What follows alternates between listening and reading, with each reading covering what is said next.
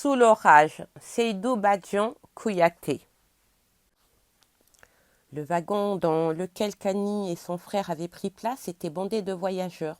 On y voyait des gens de toutes sortes, des femmes portant leurs bébés sur le dos, des marchands traînant de lourds paniers, des militaires, des gardes de cercle, etc. De la portière, Kani entendait des conversations, les cris des enfants et les dernières recommandations entre les voyageurs, leurs parents et amis massés sur le quai. « Tu lui diras de compter sur moi pour les impôts » cria un homme d'une cinquantaine d'années et une vieille femme qui était tout près de Kani. « Et surtout, venez assister au mariage de Salé » répondit la vieille femme. Ni le père Benfa ni maman Tenen n'étaient venus. Seul Sibiri était là. Il avait été du reste gentil, Sibiri. C'est lui qui avait choisi les places et y avait installé les bagages. Il avait affronté la bousculade alors que Birama et Kani s'étaient mis à l'écart. À présent, Sibiri discutait avec des camarades qu'il avait aperçus dans la foule. Debout à la portière, Kani cherchait Samou.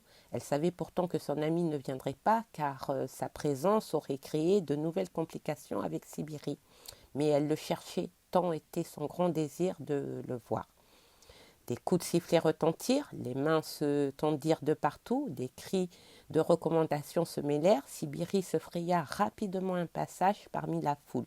« Faites attention tous les deux, dit-il. » Dans leur compartiment, Kani et Birama avaient comme voisins deux marchands dignement drapés dans leurs boubous de basin, deux jeunes hommes d'une trentaine d'années, une vieille femme de la ville au front couvert d'or et une vieille grand-mère pensive devant ses vieilles corbeilles.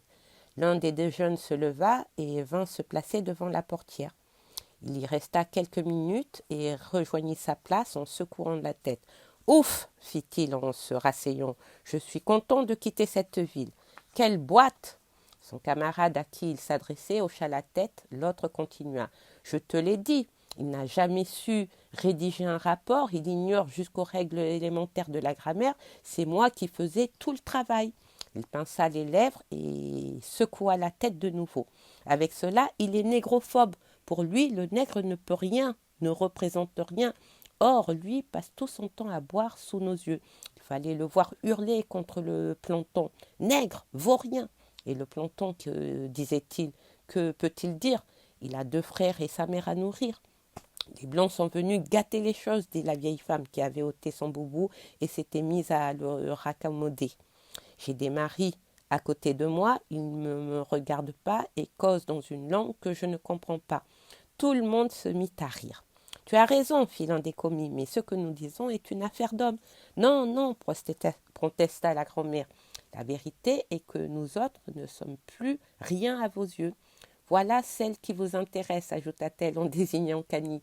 Mais si elle est aussi courageuse que moi, qu'elle accepte de lutter avec moi, je la prends à la lutte. Je refuse, dit Kani en riant, je te laisse tous les maris. Ah, vous voyez bien, elle a peur de moi. La vieille grand-mère criait et faisait rire tout le monde. Il se créait maintenant une atmosphère de famille et de camaraderie. Si tu veux reconquérir tes maris, dit l'un des marchands à la grand-mère, il faudra que tu t'achètes des robes, que tu te peignes les cheveux au lieu de les tresser et que tu chausses des souliers. Moi, fit la vieille en se tapant dans la main, que Dieu m'en garde, je n'irai jamais m'emprisonner dans un sac. Vous appelez ça des vêtements? Alors tu perdras, fit la femme aux beaux bijoux. Non, les maris me reviendront.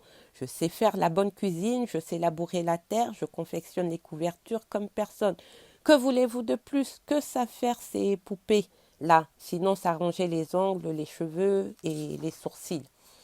Et l'on rit de plus belle. Le train siffla, une fumée noire et épaisse envahit le wagon. La grand-mère tout sauta, se moucha à grand bruit, maudit la toux, la fumée et le train. L'un des marchands prit dans ses bagages une cuvette enveloppée d'un mouchoir. « De quoi manger, dit-il. Approchez. » Les commis, Birama et Kani imitèrent son geste, chacun apporta ce qu'il avait. Ils se lavèrent les mains avec l'eau que contenaient les bouilloires des marchands, formèrent un petit cercle autour des plats et chacun choisit selon ses préférences. Mon voyage en Gold Coast m'a coûté une éblouissante impression. J'y ai vu des choses merveilleuses. J'ai vu des Noirs à la tête de grosses maisons de commerce. J'en ai vu directeurs de banque dans tous les bureaux où mes affaires m'ont conduit.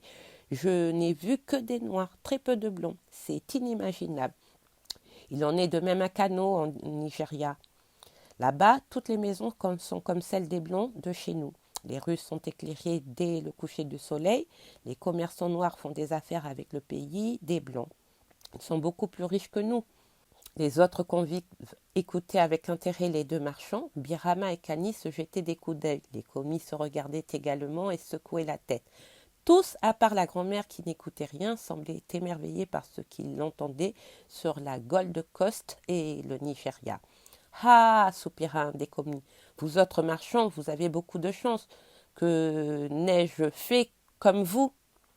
Birama le regarda d'un air étonné. « Oui, reprit le commis, ma carrière m'a été pénible. J'ai toujours eu affaire à des mauvais patrons. Et vous ne savez pas ce que c'est que d'avoir un mauvais patron.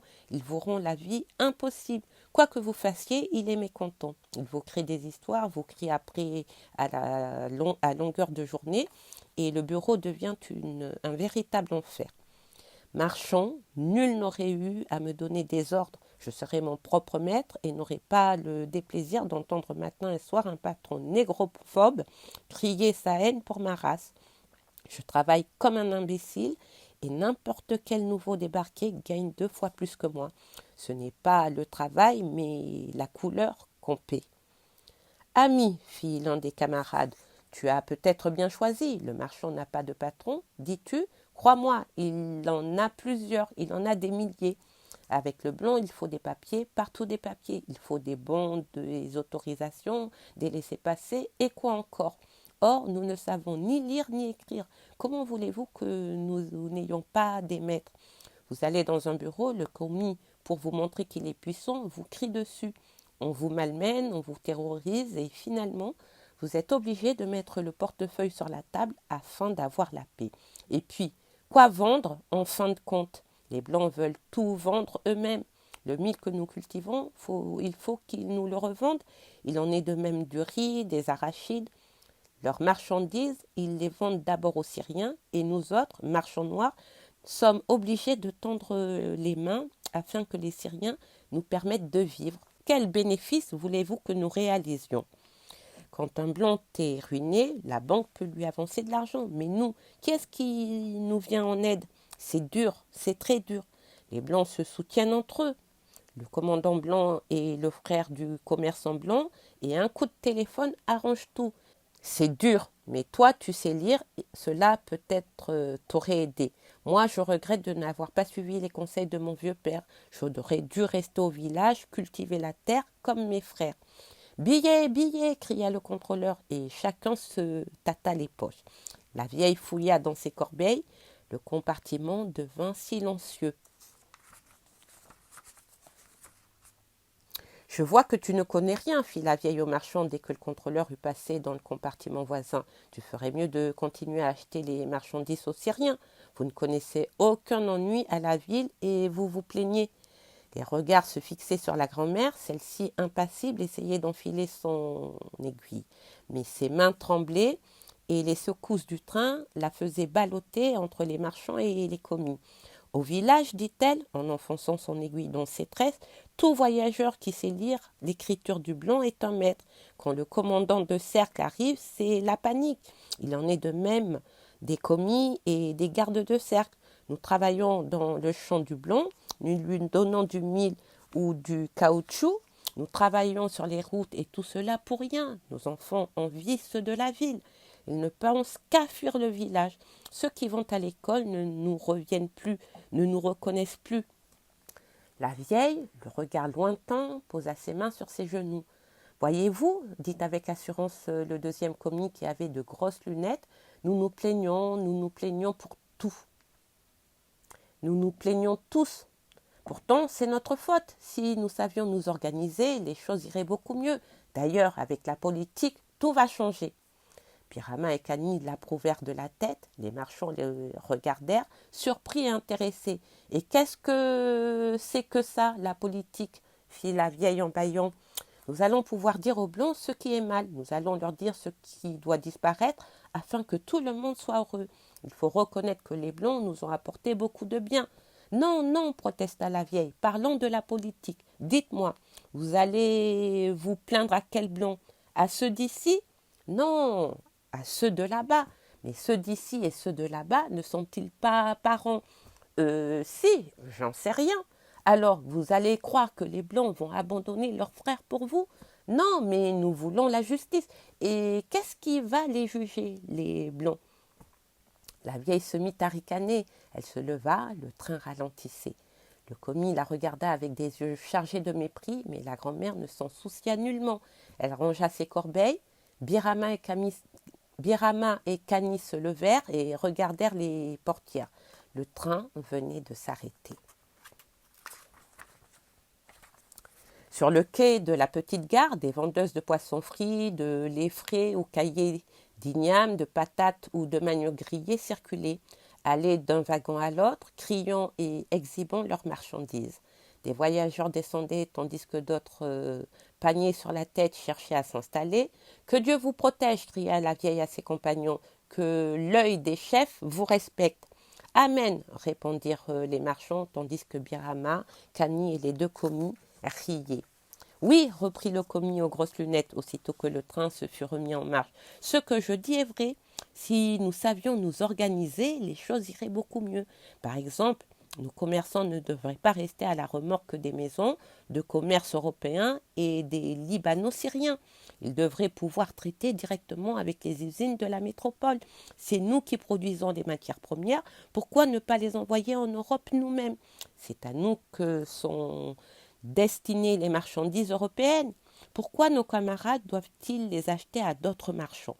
Il faut que nos commerçants puissent s'associer, unir leurs forces pour être de taille à lutter contre les intermédiaires. Ce sont les intermédiaires qui rendent la vie difficile. Lorsque nos marchands associés seront forts, ils pourront créer à leurs frais des écoles de commerce, permettant ainsi à leurs enfants de s'initier aux sciences commerciales. Un voyageur entra dans le compartiment. L'un des marchands qui s'était allongé à la place de la vieille se releva.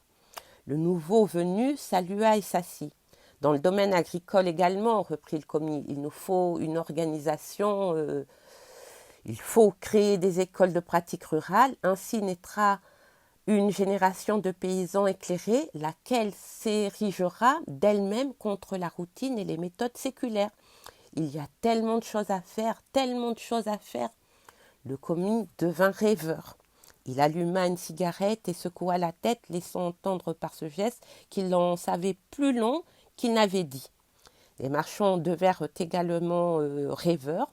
Ils se voyaient déjà au sommet de la fortune, entourés d'amis, de musiciens et de poètes.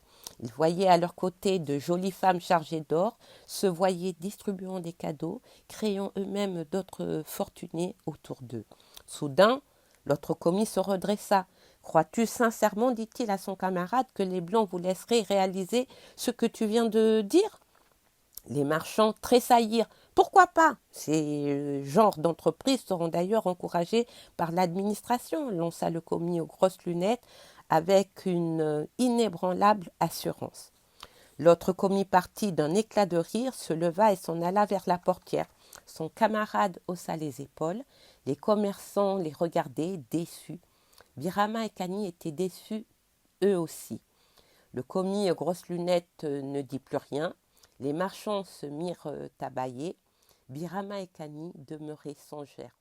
On ne se dit plus rien. Le train entra en gare de K.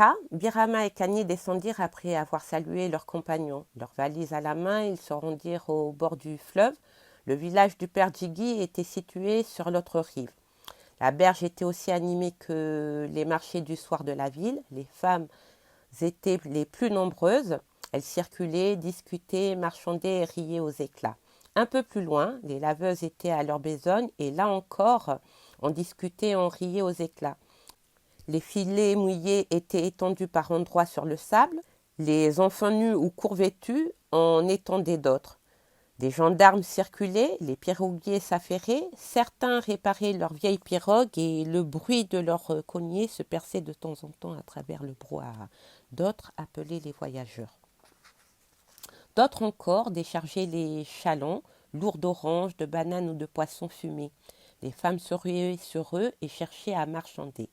Birama s'installa avec Annie dans un chaland après avoir discuté avec les piroguiers.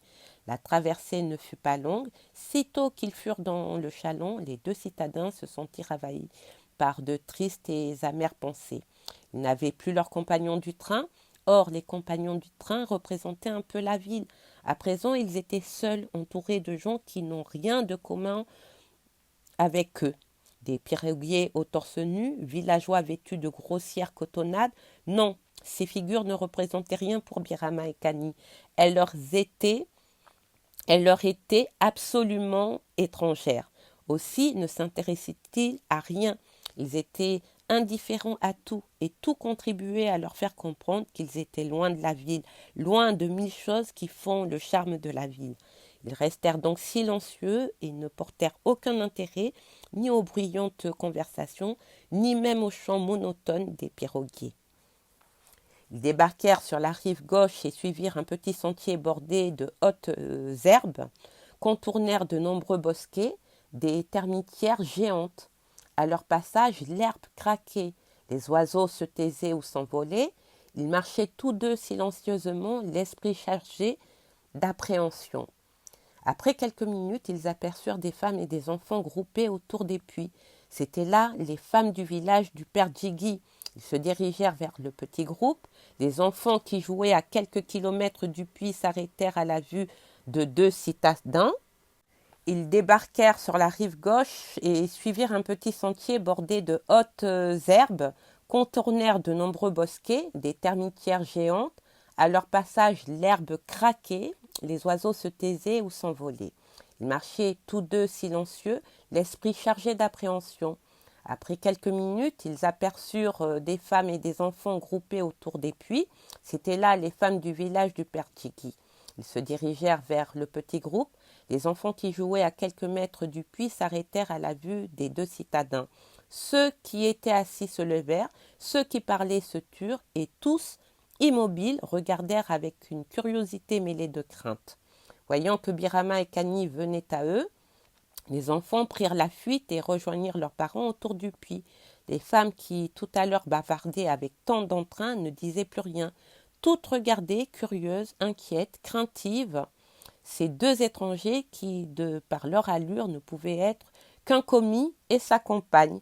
Immobiles, elles restèrent figées dans leurs mouvements, debout sur la margelle du puits, la corde du seau à la main ou même la calebasse d'eau sur la tête.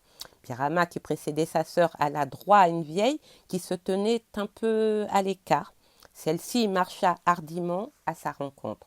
« Nous cherchons la maison du chasseur Djigui, fit Birama d'une voix qu'il s'efforçait de rendre rassurante. Il n'y a pas de chasseur Djigui dans notre village, répondit la vieille d'un ton agressif. Birama et Kani se regardèrent perplexes, tandis que quelques enfants fuyaient déjà vers le village. Nous sommes les enfants de Benfa, le frère de Djigui, fit la douce voix de Kani. La vieille les regarda un moment, son visage s'épanouit. Ouh, ouh, s'exclama-t-elle en se tapant les mains. Vous êtes mes petits-enfants. J'ai vu votre père chasser les singes et grimper sur les tamariniers. La grand-mère prit Birama par les bras, se retourna vers ses compagnons et s'écria « Ce sont les enfants de Benfa, le frère de Djigui. Ils viennent de la ville. » D'autres femmes se précipitèrent au milieu des exclamations diverses. Chacune d'elles cherchait à dire un mot sur la gentillesse et la bonne conduite du père Benfa. Puis la vieille prit sa calebasse et demanda aux citadins de la suivre. Tout le nord de ce petit village était comme cerclé par la forêt. Il ne s'agissait pas d'un arrangement fait par la main de l'homme, mais de la forêt elle-même dans sa vie, son mystère et ses légendes. Des buissons épais couverts d'épines et de nids d'oiseaux formaient l'avant-garde, puis venaient les grands arbres aux branches rares et au feuillage clairsemé. Quelques-uns avaient autour de leur tronc toute une tignasse de lianes qui s'imbriquaient et cherchaient à atteindre les cimes. Enfin venaient de géants rogners. Les oiseaux étaient là, leurs chants se mêlaient. Les mangemilles s'abattaient en rafales sur les buissons. Les champs occupaient le sud et s'étendaient à perte de vue. Quelques enfants, la fronde à la main, debout sur des terrasses de fortune, défendés par leurs cris et leurs pierres, Le maïs contre les perroquets, infatigables voleurs. À l'est, le soleil doré, les cimes des collines.